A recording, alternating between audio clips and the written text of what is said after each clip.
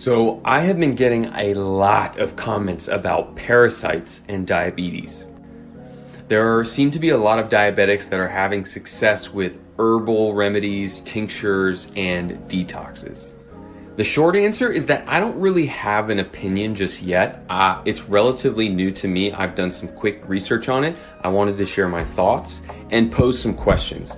None of this is accusatory, so if you have had success with dealing with parasites and diabetes, let me know. Again, I'm not asking these questions rhetorically to prove anybody wrong. I'm genuinely curious. So just a quick summary for those that are unfamiliar with the parasite theory behind diabetes. They say that a liver fluke or a parasitic worm is inhabiting the ducts of the liver, the pancreas, what else? The bile duct. And this can lead to them either consuming insulin or blocking insulin and disrupting basically your glucose metabolism. So I just did a quick Google search on how to naturally get rid of liver flukes.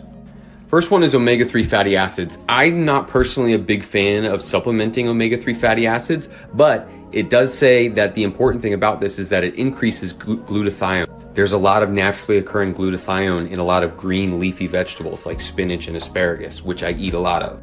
Number 2 is methyl donors. I'm already supplementing B vitamins, zinc, folate is included in that B complex that I take.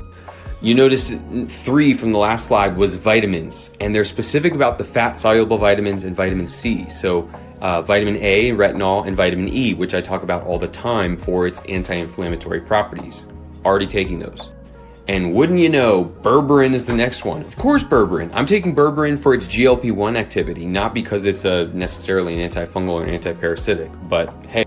So next is artemisinin, which is a natural anti-parasitic wormwood or mugwort.